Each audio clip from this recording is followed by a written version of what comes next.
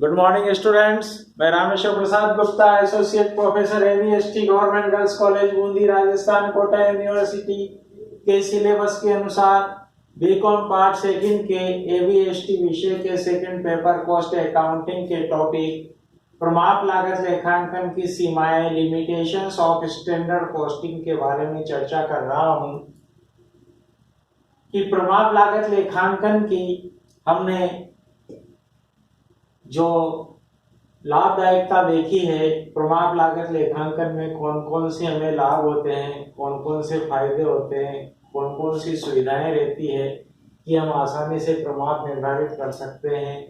फिर वास्तविक लागतों से उन प्रमापों की तुलना करके और अंतर के कारणों की खोज कर सकते हैं और उन अंतर के कारणों को भी नियंत्रण योग्य में विभाजित करके नियंत्रण योग्य कारणों से लागत नियंत्रण स्थापित करते हैं और धीरे धीरे वास्तविक लागतों को प्रमाप लागत के तुल्य लाते हैं ताकि हम सही लागत में अधिक अच्छी किस्म का उत्पादन कर सकें और प्रतिस्पर्धी बाजार में टिक सकें। और अनियंत्रण योग्य कारणों से हम प्रमापों का पुनर्निर्धारण करते हैं। इस प्रकार प्रमाप लागत लेखांकन से हमें लागत नियंत्रण में सुविधा मिलती है और हमारा उत्पाद प्रतिस्पर्धी बाजार में टिका रहता है। किंतु हमें फिर भी इस प्रमाप लागत लेखांकन प्रणाली में निम्नलिखित सीमाएं या दोष नजर आते हैं या जटिलताएं नजर आती हैं। उसमें सबसे पहला है कि ये अपने आप में कठिन एवं जटिल कार्य है, डिफिकल्ट एंड कॉम्प्लेक्स, क्योंकि लागत के विभिन्न तत्वों के हमें प्रमाप निर्धारित करने पड़ते हैं, जो भी अपने आप में कठिन एवं जटिल कार्य है। और चूंकि ये सब प्रमाप निर्धारित करना यानी कि इनकी मात्रा, मूल्य, दरें निर्धारित करना, ये सब बाजार की परिस्थितियों पर निर्भर करता है। बाजार की विभिन्न परिस्थितियां मांग पूर्ति के नियमों पर निर्भर करती है, विभिन्न परिस्थितियों पर निर्भर करती है। श्रमिकों की दक्षता के ऊपर भी प्रमाप निर्धारित करते हैं। यंत्रों की उपलब्धि और प्लांट एवं यंत्रों की दक्षता के ऊपर भी प्रमाप निर्धारित करते हैं। विभिन्न वित्तीय साधनों की उपलब्धि के ऊपर भी प्रमाप निर्धारित किए जाते हैं, यानी कि प्रमाप निर्धारित रहते हैं। यानी कि प्रमापों के लिए वित्तीय साधन भी अपने आप में एक आधार होता है। इन सभी घटकों में परिवर्तन होता ही रहता है, अतः प्रमापों में भी हमें बार बार परिवर्तन या संशोधन करना जरूरी हो जाता है, जो अपने आप में पुनः खर्चीला एवं जटिल कार्य है। अतः प्रमाप लागत लेखांकन अपने आप में जटिल एवं कठिन कार्य है। फिर दूसरा लिमिटेशन आता है स्टैंडर्ड कॉस्टिंग में कि कर्मचारियों के मनोबल में गिरावट होती है, यानी कि कर्मचारियों के मनोबल पर विपरीत प्रभाव पड़ता है, क्योंकि कई बार उत्पादनों के प्रमाप अशुद्ध एवं ऊंचे निर्धारित हो जाते हैं, जिनको प्राप्त करना या पूरा करना श्रमिकों या प्रबंधकों द्वारा असंभव होता है या संभव नहीं हो पाता है। ऐसी दशा में कर्मचारियों का भी मनोबल गिर जाता है, उनमें निराशा की भावना जागृत हो जाती है। फिर तीसरी लिमिटेशन है स्टैंडर्ड कॉस्टिंग में, वो है विशिष्ट स्थितियों दशाओं में ये अनुपयुक्त है, अनसुटेबल इन स्पेसिफिक सर्कमस्टांसेस।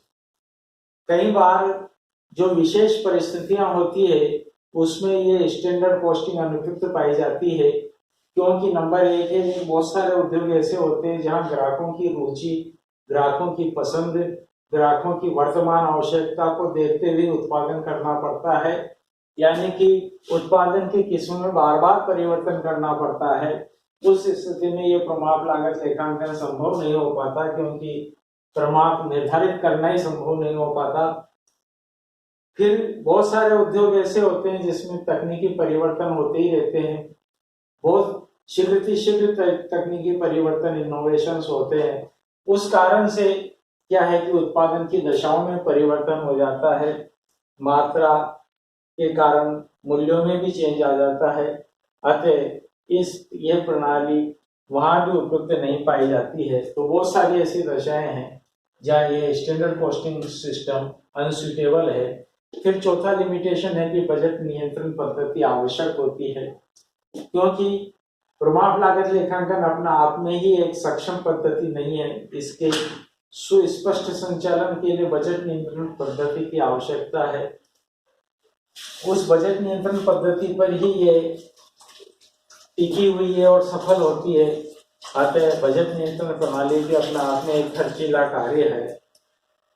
और पांचवा है लिमिटेशन है कि मुद्रास्फीति की स्थिति, इन्फ्लेशन की स्थिति में प्रमापों का निर्धारण कठिन हो जाता है। डिटर्मिनेशन ऑफ स्टैंडर्ड्स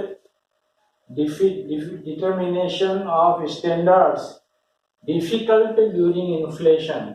जब कहीं मनी इन्फ्लेशन होता है, मुद्रास्फीति होती है, मूल्य निरंतर बढ़ रहे होते हैं, वहां जब हम प्रमाप लागत लेखांकन में मात्रा, मूल्यों सभी के प्रमाप निर्धारित करते हैं, तो उस स्थिति में मुद्रास्फीति के समय जब निरंतर मूल्यों में वृद्धि होती रहती है तो प्रमाप निर्धारण में बहुत कठिनाई आती है।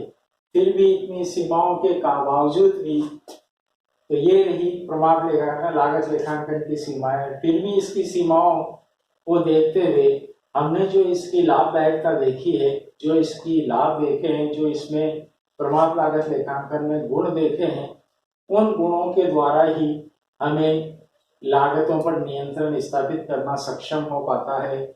और लागत एक सुस्पष्ट लागत नियंत्रण प्रणाली विकसित होने के बाद में जब हम प्रमाप लागत लेखांकन के द्वारा निर्धारित की गई लागतों को ही वास्तविक लागतों को उनके प्रमाप लागतों के बराबर लाने की निरंतर प्रयास करते हैं, तो एक लागतों पर नियंत्रण स्थापित होता है और हमें सही मूल्य पर अधिक अच्छी किस्म का उत्पादन प्राप्त होता है और हम उसको प्रतिस्पर्धी बाजार में न्यूनतम मूल्य पर अच्छी किस्म का माल बेच पाते हैं।